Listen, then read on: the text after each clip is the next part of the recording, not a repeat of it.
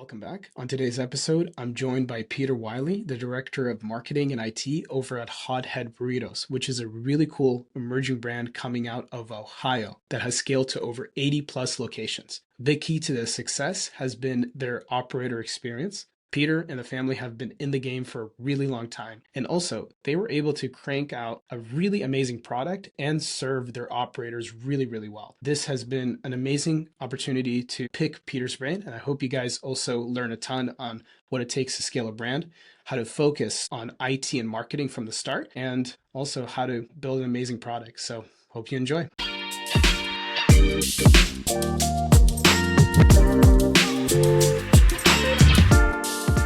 Peter, welcome to the show. How are you doing today? Doing great, man. Thanks for having me. Appreciate it. I've seen you. Okay, so I've seen you probably at three or four different conferences. And I remember the first time I saw you, it was in it was FS Tech.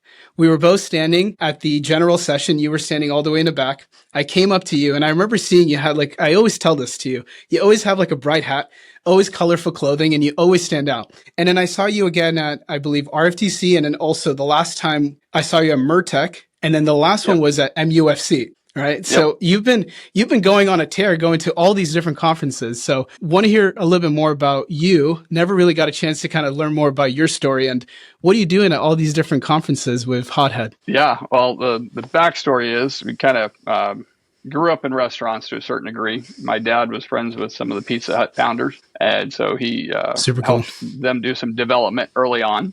That was pretty much before I came along. All my brothers and sisters are 10 years older than I am. So by the time I was functional, we were out of that and up in the Seattle area. But, we did get back into restaurants eventually. If you're in the Dayton area or Cincinnati area, I'm in Dayton personally. Skyline Chili is a big thing out here. And we actually, Dad got back into restaurants and both my brothers and myself were involved. And we developed Skyline Chili from Dayton up to Toledo and Cleveland and Columbus as actually a fast casual brand, interestingly enough, because they're historically a full serve one. After that, ended up transitioning out of that, moving back to Seattle area. But my brother Ray stayed and he stayed here and became a Subway franchisee. So he was a Subway franchisee for 26 years.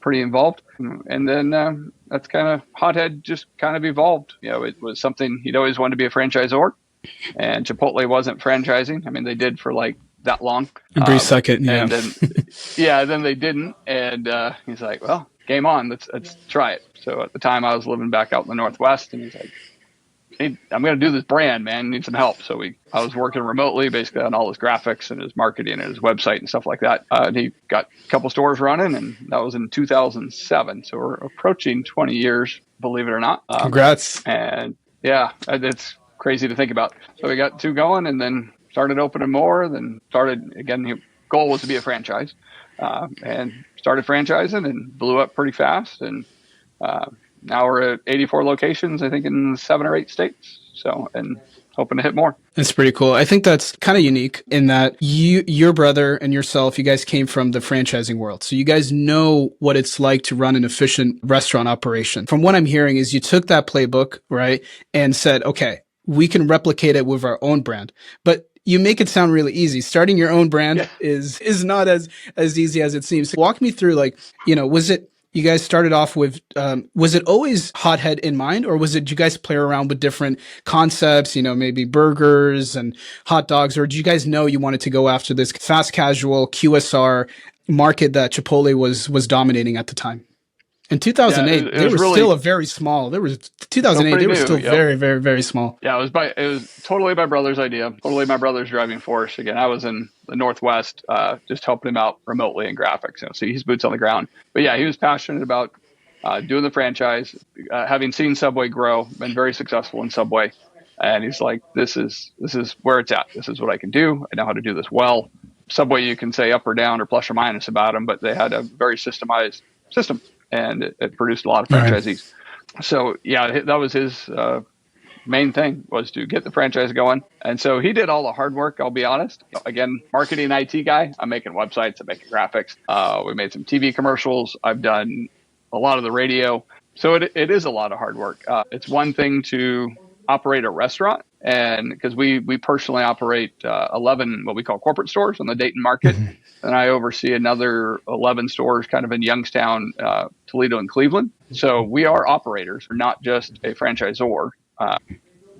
Going from being, because I've talked to some people who are operators or owners of brands, and they're thinking about franchising, it is another another game to play, right? It is very different. It's a lot of legal work, a lot of paperwork, a lot of attorneys just to get it set up and go through all the hoops. But it can also be extremely profitable because you're expanding rapidly. So it's been an adventure, and it's an adventure every day. We're just trying to get better and better at it. Back to the conferences, you learn there's a lot to be learned from very successful people in the conferences, both operators and franchisors. So my goal in hitting there was to learn as much as I could.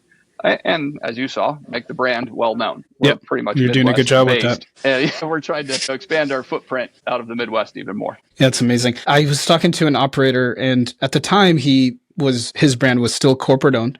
I think he had ambitions to franchise, but he didn't really know what he didn't know. And then he attended the IFA conference, and that's where it blew his mind. He's like, wow, I'm around all these people that are very like-minded, that have ambitions to grow their business, grow their brand to thousands of locations. And something kind of flipped, a light was flipped. And he, from there, got on the franchising game, got his FTD in order, got all the legal stuff completed, and he's been growing ever since. So my question to you is, do you think that there is a right time to begin the conversation of franchising your business? Is there like a sweet spot? Or I guess in your case, your brother knew all along he wanted to be a franchise. Correct. But for the operators that are considering, right, they see some traction, they see a playbook where they can replicate this and it's generating profit. Do you think there's a right time, or do you think you have to be ready as a person to kind of franchise your business? What would you say about that? I think you said a key word in there was having a playbook.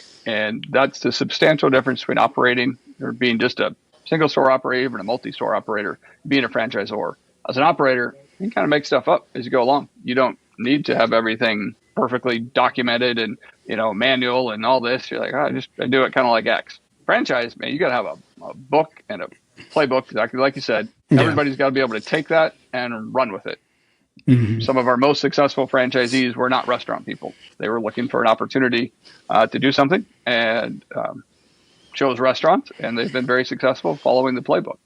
As far as the person and the business and the timing, I think there's certainly some economic things you're going to look at. Interest rates affect things because a lot of people are building with other people's money, right? You're looking for a loan to not, our operating or startup costs are anywhere from $350 to $550 typically. Most people aren't sitting on that.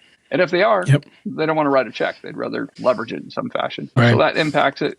But I think, like you said, it's a lot of you. Are you ready for this? Are you ready to, let go? Because you are letting go. You're saying, I trust you to run this restaurant, to run this, represent us, be the brand, make everything right, provide good customer service, and do all those different things. And that's just a very different game than just running a single restaurant. So I would encourage anybody to look into it and talk to people, talk to most of us will happily have a conversation. You're thinking about franchising, we'll tell you all the pluses and all the minuses and all the ups and downs and things to look out for. Like any community, most people really do want to help other people. So I just really encourage that. Go to the conferences, ask questions. You can shoot me an email, give me a call, happily, give you anything I got. Awesome. So when did you guys bring on your first franchisee? So you guys started the business in 2007. Like I said in our last call, it's a great time to start, right? There's a lot of opportunities in the downturns. When did you guys bring your first franchisee, and how has the growth trajectory looked like over the last 20 years for you guys? Yeah. Good question. I wish I could nail it exactly, but I'm not going to get it exactly right. So nobody call me out too bad. But we started in 2007. Yeah, I'm pretty sure it was like 2008 or 2009. It was pretty quick. Ray really wanted to get the first store open, run it for a few months. As I recall him saying, got it open, line to the door, super excited, signed another lease before I even had, knew what I was doing hardly. Got that going. It was kicking butt. Doing good. And then because of his franchise community with Subway, he had a lot of friends in the restaurant space. Nice. And some of them jumped on board to open it up. So our first franchisee was Pam, still is with us, Pam Summer. So she's been a longtime friend, again, been franchisee for, long time now, and she operates 7 stores, I believe. Might get that right or wrong. From then, we basically got, if I recall, trajectory right, we brought on a couple people early on, relationships we already had. And then it's going to sound crazy, if I remember correctly, we got picked up when AOL was still kind of a thing. We either came across as an email or a news headline, something, and then his inbox just got flooded. I mean, thousands of emails saying, hey, I'm interested, right? And from that point on, we really shot up. At one point, we were opening one a week for, I think it was like 8 weeks or something like that. And then, a couple a month. And we got up to, I think, 50 pretty quick. And then it tapered off a little bit, is common. You got a whole bunch of news and buzz. And then we just kind of did steady growth for a little bit. And then obviously COVID kind of hit and we slowed down a little bit for there. And now we're ramping back up. We got, I think, 3 open in this summer. We had 1 open in the spring. And this is 2025. And then we signed 3 or 4 more deals.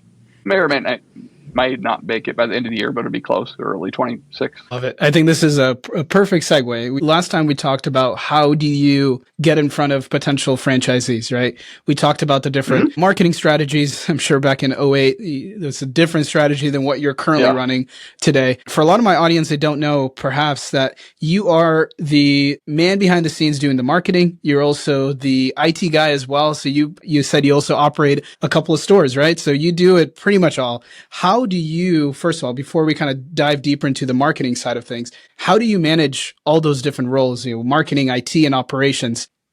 Curious, how do you survive? And how did you get into that?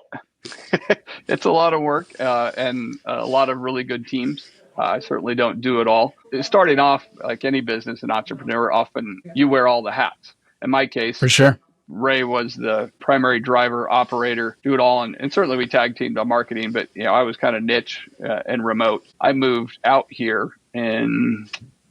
I guess I've been out here about 13 years. So about 2010, I think. We moved out here and went full time with him as things really started gaining traction. And at that point, you just kind of juggle them. And it was a small team of people. He had an operator from Subway, had worked with him for many years, still with us today, same Ryan. And we just made it work, right? And again, a bunch of team in there, not even just us 3. And then as we grew, you just bring out a few more people. I have Kelly Gray's our vice president now, co-owner, and she does our real estate for us. So you try to get the people. You can't wear all the hats all the time because I don't have all that skill set.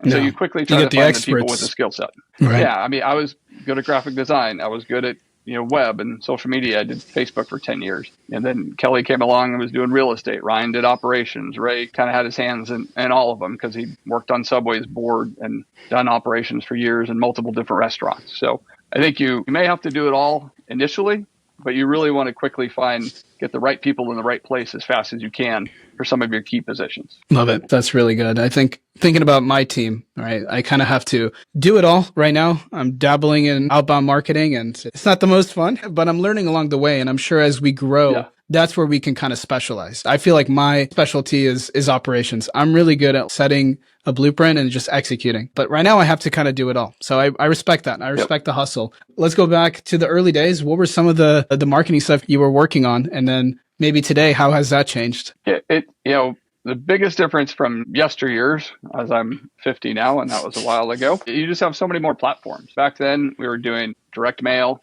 we were doing broadcast TV with some cable, and radio, right? Those are your 3 primary things, occasional billboard and stuff like that. And that's what you did. You kind of repeated the same thing each month, came up with new radio commercials. We often did LTOs or featured a promo item, a special item for a couple months at a time. And nowadays, you're just like we did a quarterly review with our ad agency, and we're probably 20 or 30 different places you're trying to reach people now. It's not just broadcast, it's broadcast, cable, over-the-top TV, they call it, which could be YouTube and all the different streaming platforms, Spotify, YouTube, Instagram.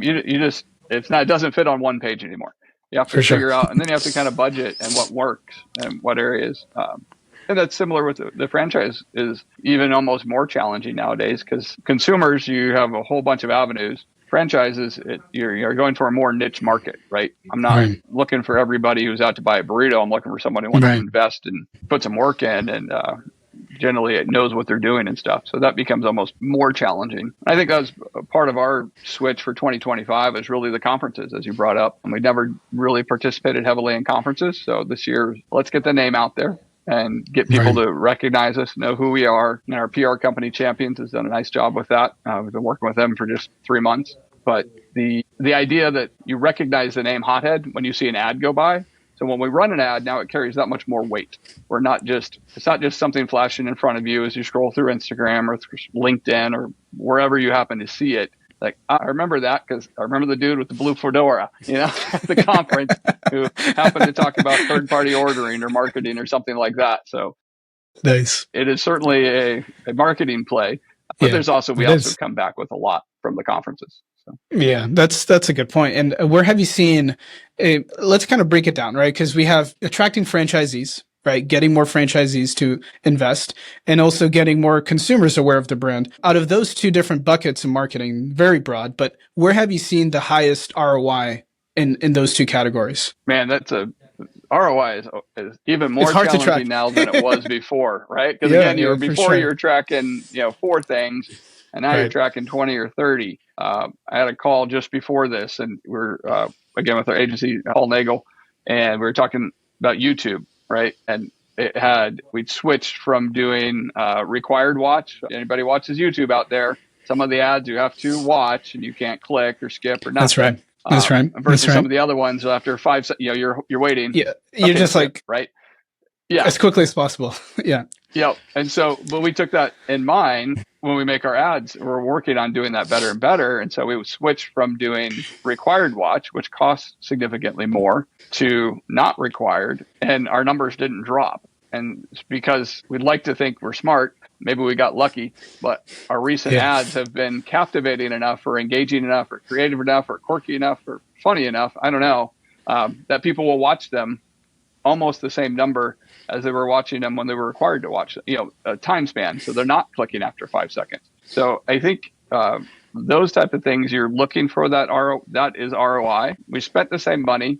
It is a little difficult to track it through a sale necessarily, but I just got way more bang for my buck by adjusting our creative aspect of the marketing to take advantage of how people watch stuff on YouTube. That's a little more challenging on the franchise side. But again, I think podcasts and things like this that we're doing help our business, helps your business, helps my business. And that the more people see us, the more people get a chance to relate to us, because most business is really relationship. I'm not selling you a car. You're investing in us. I'm investing in you if I'm working with your platform. So really creating an atmosphere where people can see you, get to know you. I think that is the best. And unfortunately, it is difficult to nail down to an ROI. If I start, as our franchise sales pick up, as our guest check average picks up, or guest checks, frequency pick up, we've seen a nice uptick in our rewards over the last couple of years as we, really dialed into that. You can see it. Sometimes it's just hard to quantify it. Mm-hmm. Yeah, that's a good point. It is a very good point. You have so many different strategies that you're running, and how can you quantify the value of meeting me, right? I've seen you have 4 different conferences and only now we're speaking. So, it's difficult, but if you are putting yourself out there and you are putting yourself out there, creating a good experience for your guests and being creative, I seen even the tech companies that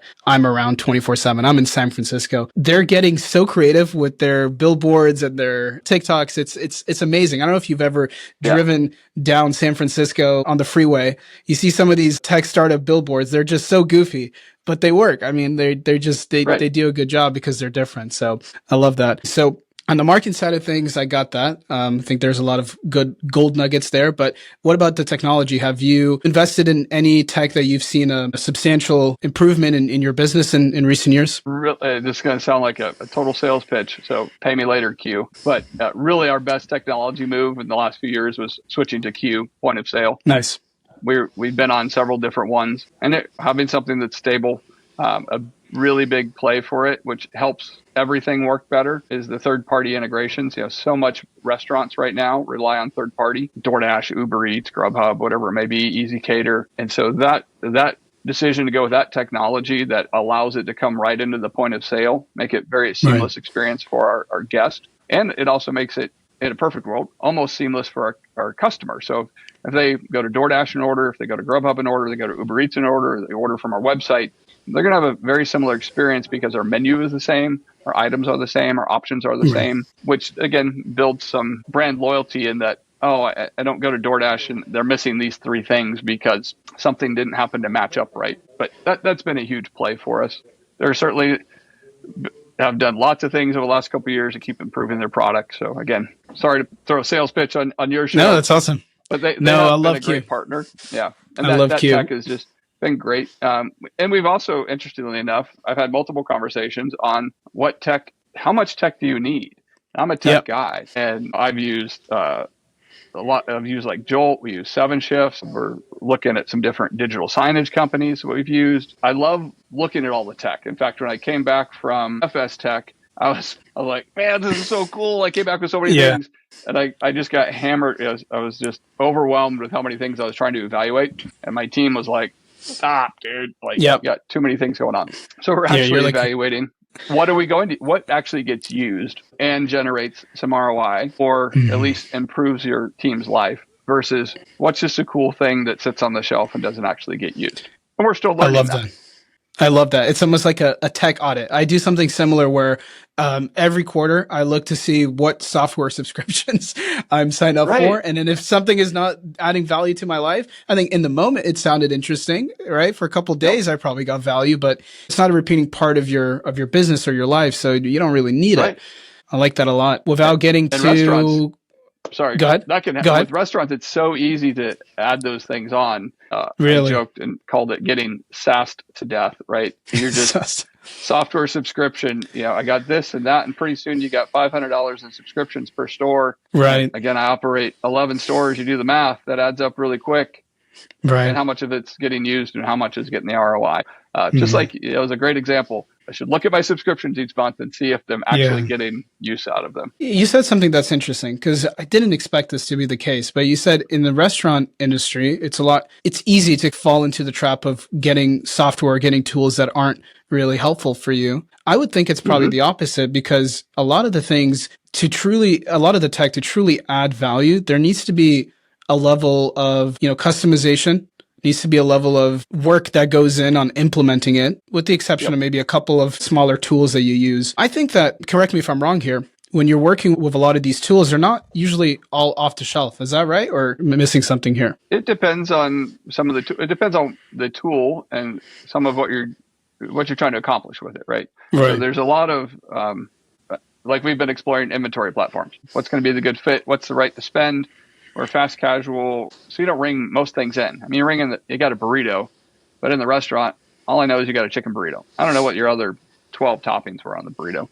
So then is it really worth having the ideal food cost? Because I don't know what you ordered. 90% of the time, we are about 30% to online ordering right now. So that means we only know exactly what you ordered in 30% of the case. So you have to weigh those things. Is it worth paying for the platform that does the ideal food cost? Or am I good enough just evaluating my cash on cash sales? With the labor thing, like again with 7Shifts, who we've been happy with, but it's pretty simple to set up. They have a nice integration with Q, but it still takes some time. Almost all of the platforms you do take some time. It does, even if they're, and this is what I've realized, even if they're easy for me to set up and I go through the dashboard, good, okay, it's great. Download the app, here you go. Somebody has to explain to the supervisors, and then somebody has to explain to the store manager, and then somebody has to explain to the team member how this all works. Because I'm like, oh, it's easy, just grab this. But you know what I'm not doing? I'm not standing there rolling burritos, cooking chicken, and managing shifts in a restaurant. I'm standing at a desk and doing podcasts. So the tech looks super cool and super easy. And they're like, hold on, Pete, we got to implement this better. And so I've slowed down some of the rollouts.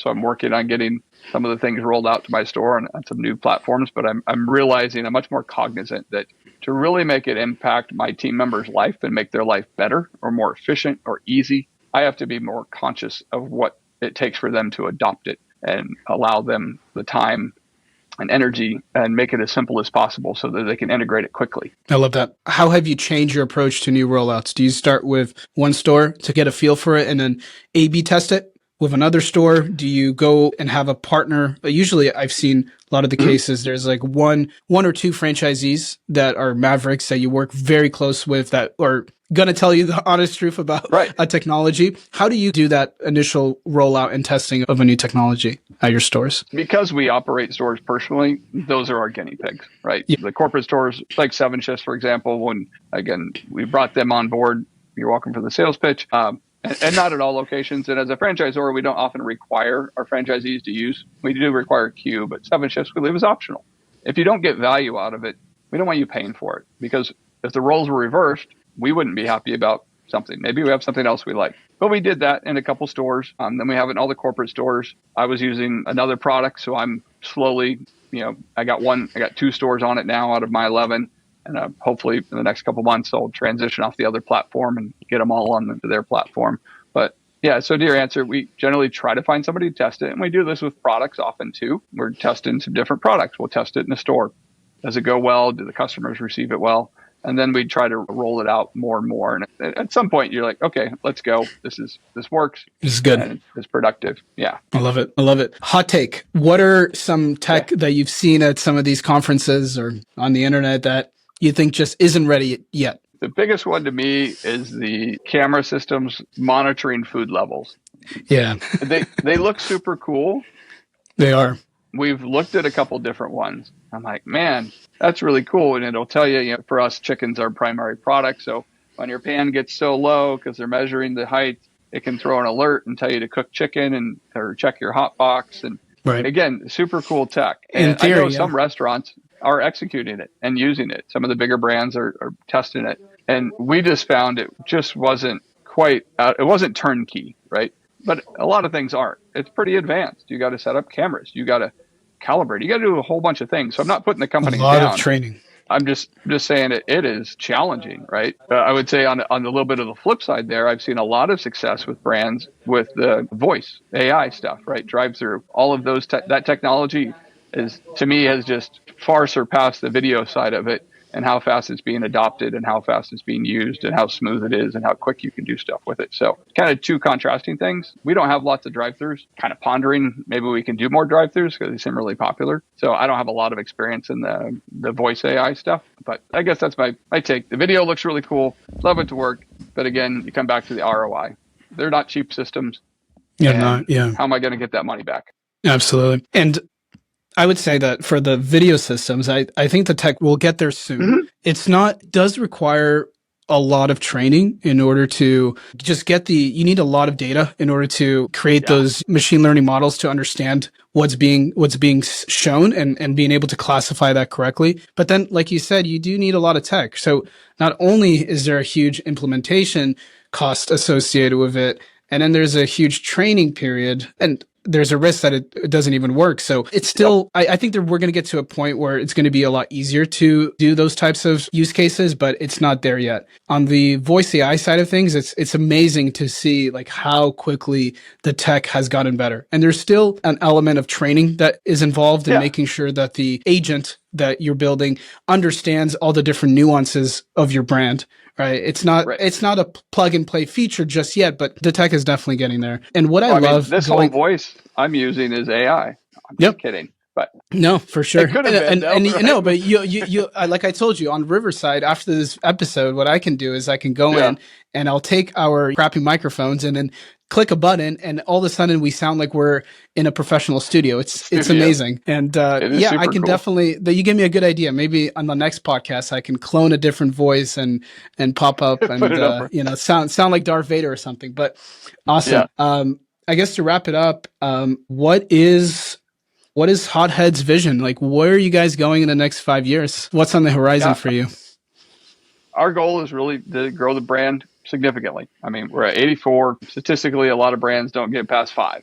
Then the next plateau is somewhere in the 20s and 50. There's kind of chunks as you see brands reach. So we're gunning for 100 right now. The goal is to be over 100 by next year and then continue to grow exponentially. So my vision is to get to 1,000 locations in the next 10 years or so, which is a lot. That's 900 more locations. I get it, but if you don't aim high, exactly, you can't possibly hit it. So let's go for it. And if we happen to hit 500 along the way, then game on.